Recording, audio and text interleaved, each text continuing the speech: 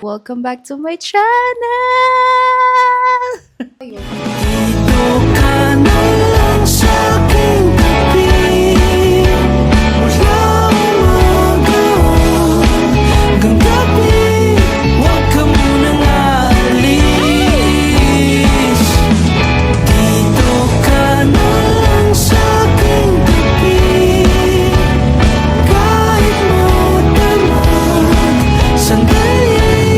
Huwag ka munang aalis. Tayo'y happy ending.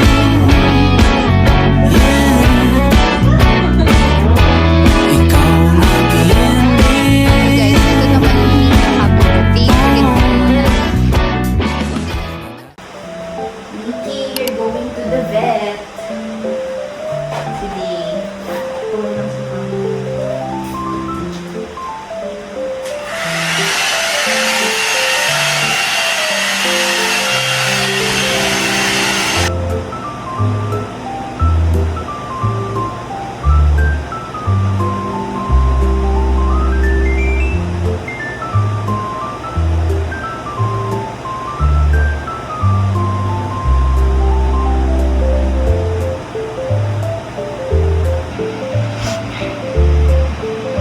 Yung bata, hindi niya alam magbe-vet siya.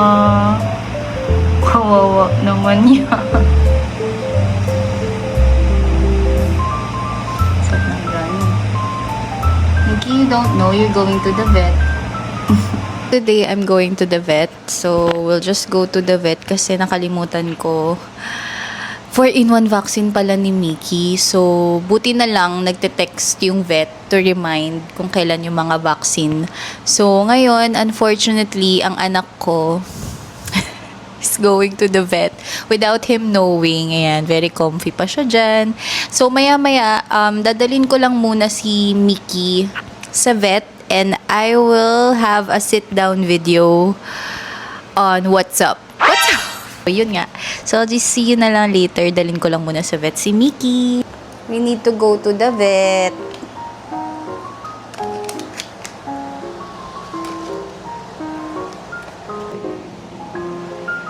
Nak, let's go.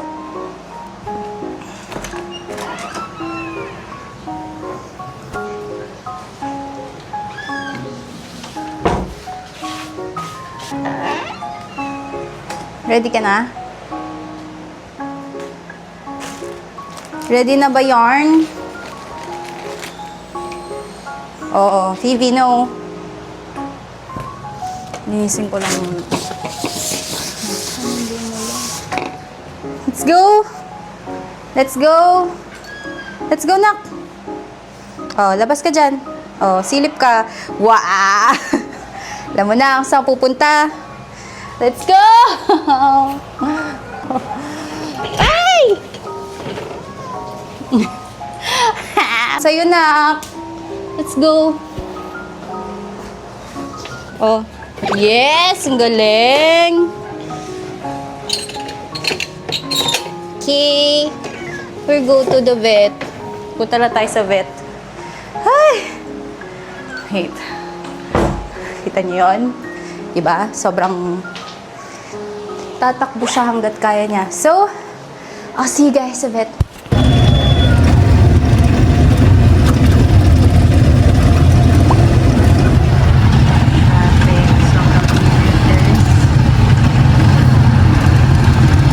Bait na siya. Bait na ba? Oo. Oo, di ba? Bait niyan eh. Oo. Super bait. Sa? Hoy, tapos na. Wala, ang galing naman ni Mickey. Very good. Ano sa pader? Pasok na. Oh, lakaan, taba mo na. Takaw. Ang tatakaw. Konti lang. Ah. 6 kilos ka na eh. Ah. Half lang. Konti. Konti lang. O, dito sir.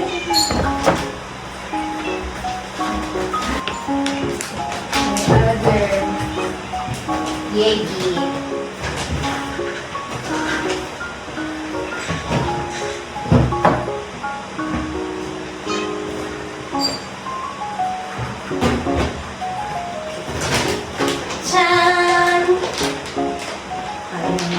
bata.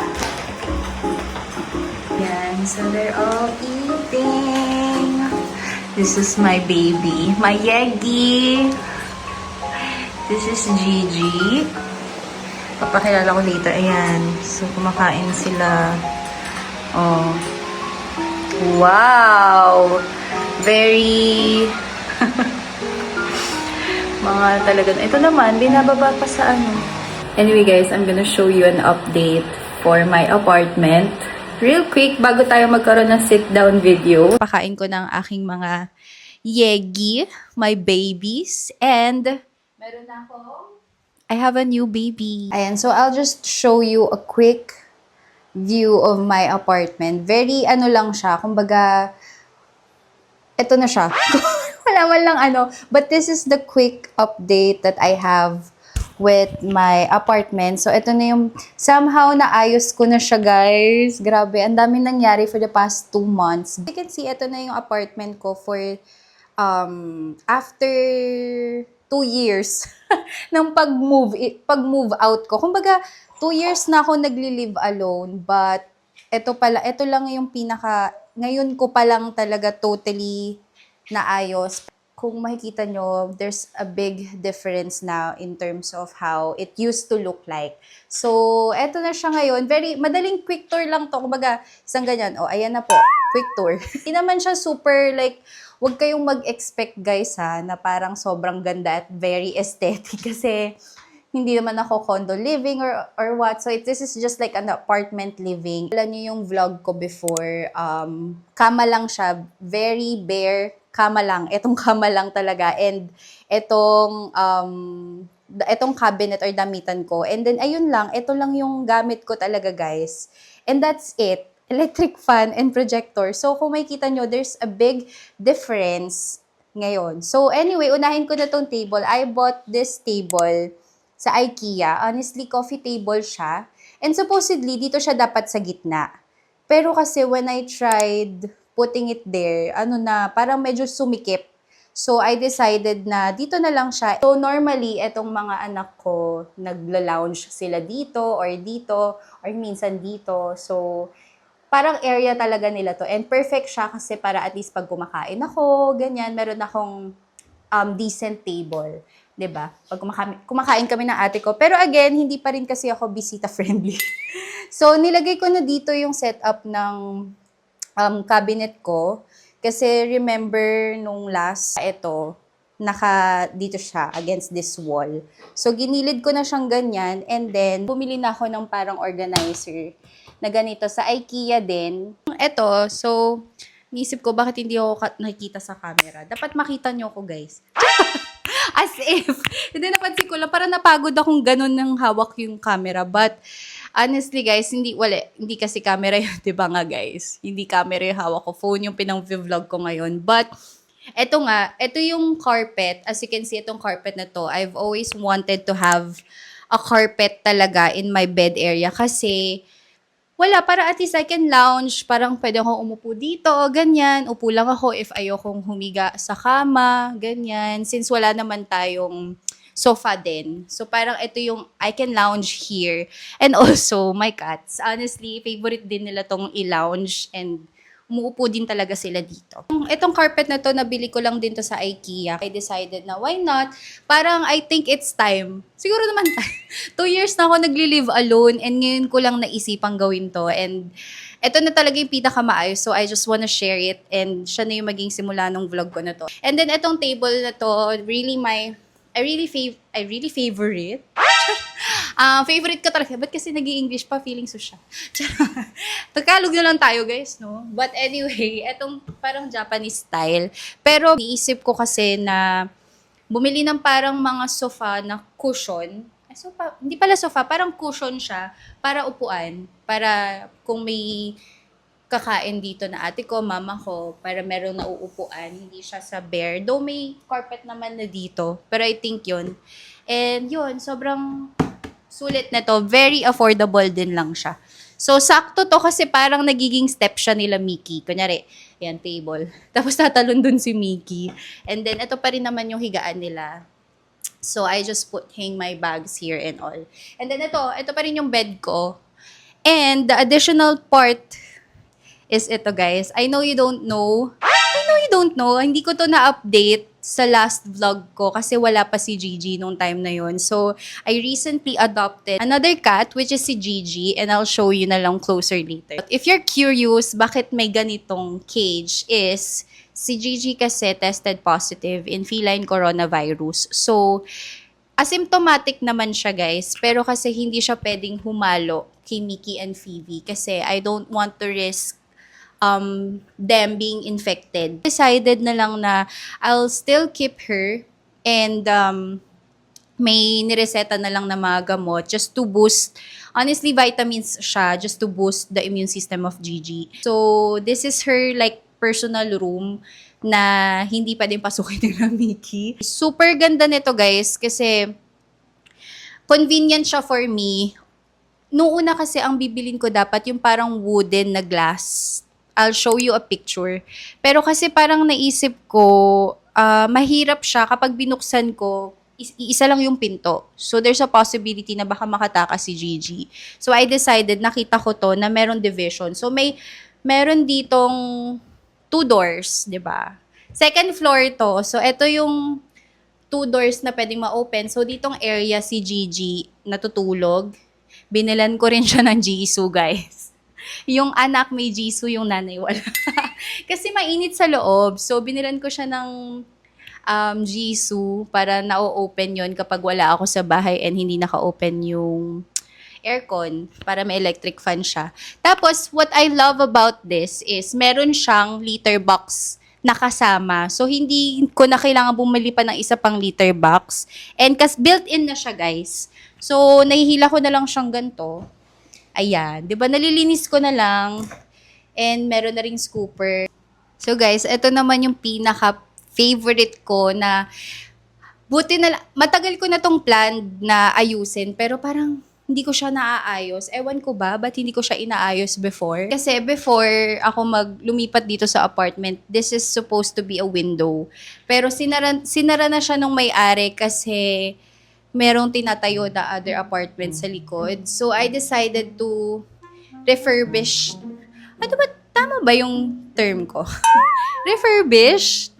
Hindi ko sure. Pero kung refurbish, comment down below kung anong dapat. Parang binigyan ko siya ng other purpose. Nirepurpose ko siya into a bookshelf. Kasi, as you can see, etong mga books na to, I've acquired this ever since I was in college. Tung college kasi ako, mahilig ako magbasa. Medyo nahilig ako, naging bookworm ako in a while. So, ito yung na-accumulate kong books na nabili ko throughout my college years. So, I decided na since may space and area dito, dinisplay ko na yung books. Yung books kasi na yan, nakastock lang yan sa storage ni ate. So, I decided, why not display it? Para mas maging cozy na yung apartment ko, guys. Hinihingal ako. Grabe, ba't ako hinihingal? May napanood ako sa YouTube na minsan daw yung being too symmetrical in terms of the interior of your home, minsan hindi na siya nagiging cozy tignan. So, sometimes yung pagkakaroon ng asymmetrical stuff like that is mas nafe-feel nung eyes natin and kapag umuwi tayo na mas nagiging cozy siya. So, I decided na meron akong shelves dito na symmetrical, yan, nakaganyan. And then, the other side is may design. Kapag hindi ko siya in-stack. Tama ba? Hindi ko siya pinagganto. Katulad na itong side na to. So, eto, ginawa ko na lang siya sa gitna and then naglagay na lang ako dito ng clock, pang design, pictures and all. And then, etong macrame, guys, ito talaga yung star of the show. Kasi etong macrame na to, guys, gawa to ng ate ko. So, yung idea ko kasi, nung nagde-decide ako to live alone, gusto ko yung apartment ko para siyang Korean apartment na mga single. Alam mo lang papanood sa K-drama. Di ba parang uuwi sila sa apartment na cozy, ganyan, and parang may Korean vibes. So, macrame is the way to go kapag gusto mo ng ganon. Iwan niya ako nito para just to have a design dito sa portion na to. Para at least, di ba, pag titignan mo siya, very cozy. Ito yung favorite part ko, honestly. Kasi nakikita ko yung books. Most of these books actually nabasa ko na. So, some of it na lang yung hindi ko pa nababasa. But, yan. This is the macrame, guys. And gawa lang siya na ate ko. I think one day niya lang itong ginawa. Actually, hindi nga isang araw eh. Parang ilang hours lang. Very artistic kasi and creative yung ate ko. So, she did this for me. I'm so happy for this macrame. And meron din siyang binigay sa akin. So, and she also made this. So, ayan na. And then, ito na yung close-up ni Gigi. Hello, Gigi! Hi, Gigi! Hello! Sobrang cute ni Gigi. Tapos, dito na lang yung kainan niya, water. And then, ito yung litter box niya. And then, ayun, binilang ko siya ng Jisoo. Grabe siya. Naka-Jisoo ang anak ko. Yung nanay nagtitiis sa init. So, ito lang din yung area na yun. 누워도 줄지 않는 온 세상을 가득 채우고 남는 사랑을 나누어 주렴 너의 예쁜 사랑을 아낌없이 나눠주렴 영원에서 영원까지 사랑하고 사랑받는 사랑을 나누어 주렴 너의 예쁜 사랑을 아낌없이 나눠주렴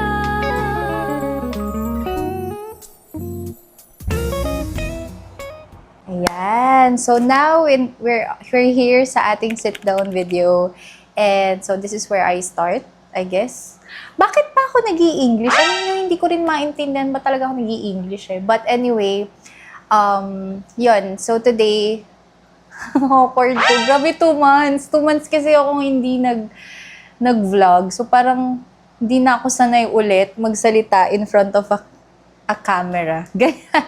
Parang hindi na ulit, parang ilang buwan kasi yun na hindi ako nag-film. So parang medyo hindi na naman ako sanay. So this marks my first ever comeback to the young and beautifully. Charot. Hindi, parang ngayon lang ako ulit nakapag-vlog kasi nga ang daming nangyari early this year. And I'm just gonna siguro share with you what really happened kasi ngayon lang din talaga nag-subside or ngayon lang ako naka-recover sa mga naganap. I guess I'll start dun sa part na which you already know is nung nawala yung DJI. Actually, hindi nawala, nanakaw yung DJI camera ko. So, sa Macau yun. So, if you've seen my last vlog nung nag-Hong Kong trip kami, in-explain ko doon yung nangyari. So, that's March yun. Like, March 2 ata nung nangyari yon. And doon nagsimula lahat, kumbaga. And hindi na ako napag-film after nun. Anyway guys, 2 months have passed since I last posted here on YouTube. Not because, di naman sa parang ang dami nyo ng, parang madami na ba akong viewers? Like marami bang nag-aantay or whatever. Pero I think, wala eh, gusto ko kasi siyang ginagawa. You know, etong vlogging na to, etong pag-film, not to, hindi siya para for me to kind of like boast or anything. Ginagawa ko kasi talaga tong vlogging really for myself. Parang for me kasi, hindi ko alam kung therapeutic ba siya sa akin. Pero I love doing videos. I love posting. I love creating contents out of the blue. So when I lost my camera, kasi that's mainly the reason why I bought DJI kasi I want my vlogging to be very serious. I want to be consistent. However, yun nga, nawala siya. And it's out of my control kasi syempre, marami talagang masasama sa mundo. Kumbaga, hindi talaga natin maiiwasan na makaka-encounter tayo ng mga hindi mabubuting tao. So, what you really have to do is dapat meron kang solid foundation when that happens. And for me, nung nangyari na yun, I'm just so happy na I have a firm foundation with God. Kaya I was able to go through it in a positive way. It's really up to us on how to really handle it. So what happened was, yun nga, nag-stop na ako sa pag-vlog kasi syempre, nawala na yung vlogging camera ko. After manakaw yung DJI ko, that's March 2. Okay, March 2 yon, yung buong Hong Kong Macau trip namin. After a week, honestly guys, a week from that, nanakaw naman yung phone ko sa office area ko in Ortigas. So if you're living or if you're walking around Ortigas sa may Opal Road, malapit siya sa Podium. So dun sa Ortigas Park area, if doon kayo minsan naglalakad, mag-ingat kayo kasi marami palang nang dudukot doon. So, nadukot doon yung phone ko, guys. Imagine, 1 week after I lost my DJI, nawala naman yung phone ko. And sabi ko pa nung nawala yung DJI ko, honestly, ang sinabi ko, buti na lang hindi nawala yung phone. Kasi kapag yung phone yung nawala, grabe yung stress. Grabe yung stress na mararanasan ko, which is, yun nga, naranasan ko, nawala nga talaga yung phone. Kasi nanakaw siya sa akin, and I don't wanna go into details on how it happened, pero nanakaw yung phone ko a week after I lost my DJI. So imagine the stress. Early months of this year, ang dami masyadong biglang nangyari. So ang dami ko naging adjustment, yung eagerness ko to continue with vlogging, yung eagerness ko to make content, somehow na-dim siya. Na-dim talaga.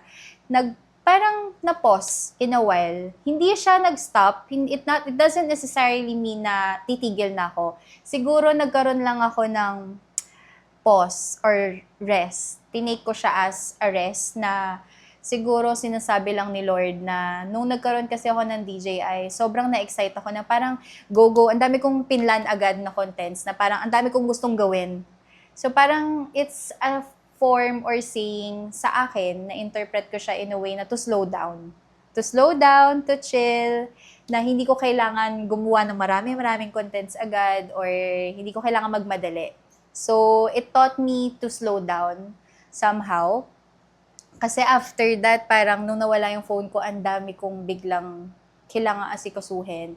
Yung SIM ko, yung bank accounts ko, number one. Concern ko nun is yung bank accounts ko. So what I did when I lost my phone after a week losing my camera, kinalma ko muna yung sarili ko and thankfully, kasama ko yung kawork ko noon when that happened. Hindi ako mag-isa navigating what's happening. So, tinutulungan ako ng kawork ko, which is I'm really, really blessed and thankful na siya yung kasama ko at that time. Shout out to JC. Siya yung kasama ko when that happened. So, nung nawala yung phone, unang-una kong ginawa, kapag Apple user kayo guys, is you have to tag your phone, i-sign in nyo yung Apple ID nyo sa iCloud, and mark it as lost. Kailangan nyo siyang i-mark as lost para fully locked yung phone nyo. Hindi siya ma-access and then magkakaroon siya ng screen na lost phone. So, kailangan nyo siyang i-lost phone kasi mahirap na kapag ka na-access or na-jailbreak or whatsoever. It's a first feature ni Apple in terms of mga anti-theft. Nag-report ako sa police. So, again, guys, ito na naman tayo sa police. If you remember, I also had that same encounter in Macau, which is hindi ko talaga hindi ko naisip, hindi ko na expect na mararanasan ko yung ganong same scenario here in the Philippines.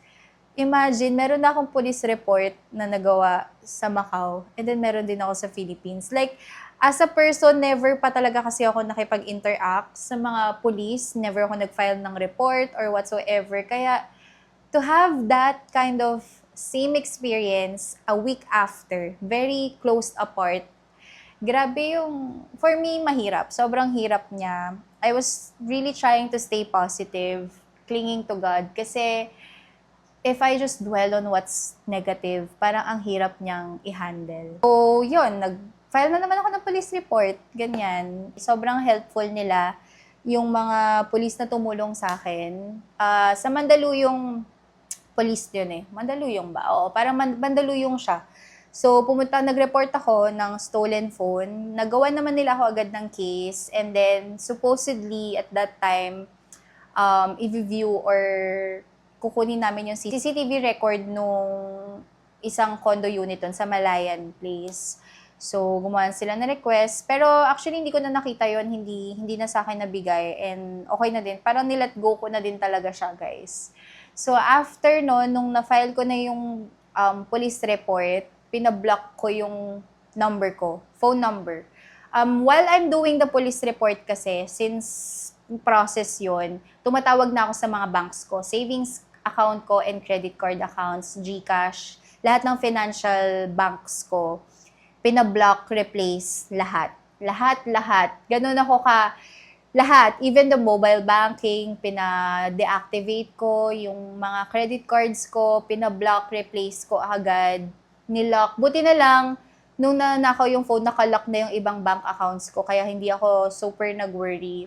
Pero yun yung unang-una kong ginawa yung mga bank accounts ko. Guys, I forgot to tell you. 'Di ba? Nag-edit kasi ako ng vlogs. Insert ko na lang to. But, I forgot to tell you, after kong ma-lost phone, yung cellphone, after kong matag siya as lost phone, kasi kapag ilo-lost mode mo siya, yun pa yung parang hindi pa siya totally ma-shutdown or ma-activation lock. Kasi kapag na-retrieve mo yung phone, ilalagay or isa-sign in or magpa-passcode ka lang yung passcode mo and then mag-work na yung phone mo as per usual. Pero mahihirapan yung mga nagnakaw nun na i-open siya kasi kailangan nun ng Face ID mo and also after niya mag-passcode, may Face ID pa yun nakasama. So, hindi talaga nila yun ma-open. Kaso, since talagang wala na, nakaw na siya, I decided na i-erase na. So, i-erase ko na yung phone and totally wipe out na yung data and hindi na magagamit. So, yung current update ng phone ko, wala na, chop-chop na sa Green Hills. Chop-chop na siya sa Green Hills, guys. Nakikita ko pa yung last location niya. Alam nyo, nakakatawa. Natatawa na lang ako kasi nabili ko yung phone na yun sa Green Hills. And then, bumalik siya sa Green Hills din kung saan ko siya malapit nabili. So, yun. Technically, ano na siya eh, chop-chop na hindi na updated yung location. Hindi ko na rin siya pinuntahan sa Green Hills. Bahala na sila dun kung binenta nila yung piece. Pero yeah, wala na. So, important pag nawala yung phone, lost mode. Tapos pag tingin mong hindi mo na talaga may kita, may option dun to erase. I-erase mo siya pero never mo siyang, wag mo siyang, ano man tawag dun? Wag mo siyang i-remove sa devices mo sa Find My. Kailangan nandun lang siya para talagang hindi siya magagamit, hindi siya ma-refurbish or hindi siya malalagyan ulit ng parang access. So, hindi siya ma-access. Kung ma-open man yung phone, hindi siya ma-sign in ng Apple. So, i-erase mo lang para ma-wipe yung data. Parang block na lang siya. Kumbaga, activation lock ata yun or brick na lang yung phone mo. Yun yung maganda kay iPhone, honestly. So, yun lang. Singit ko lang to kasi hindi ko pala siya nasabi kanina. Kampante ako kay Apple in terms of their security. Kasi once na lost mode mo kasi yung phone, hindi nila yun basta-basta ma-open. Hindi nila basta-basta like, it will take them a while. Kasi syempre, itatago pa nila yun. Kasi yung phone ko na yan, one time, nalaglag siya. And may nakakuhang Move It rider. And super kind ng rider, binalik yon. So, nabalik. Kasi technically, nawala nalaglag ko lang.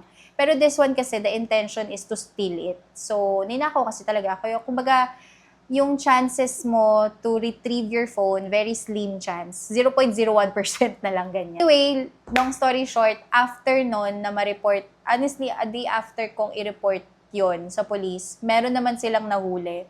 Which is, dun ako super nagtithank kay God. Kasi at that time, okay na ako kahit hindi mabalik yung phone ko Gusto ko lang sana at least may makulong. Not necessarily kung sino man yung nagnakaw, pero at least may makulong man lang. Kasi napag-alaman ko, napag-alaman po namin na meron palang maraming nagnanakaw sa Ortigas area at marami sila, grupo-grupo pala sila. So, currently, ongoing na pala yung case. Hindi first time na nagkaroon ng dukutan doon. It's important din guys I just wanna share this also, na kapag nananakawan kayo, you have to file a report. Pag nabalik yung phone sa inyo, ituloy nyo pa rin yung kaso, lalo na kung nahuli yung nagnakaw. Kasi yung na-share sa akin nung police office is, meron daw nanakawan na dun sa area, nahuli na yung nagnakaw. However, hindi niya tinuloy yung kaso. Pinalaya lang.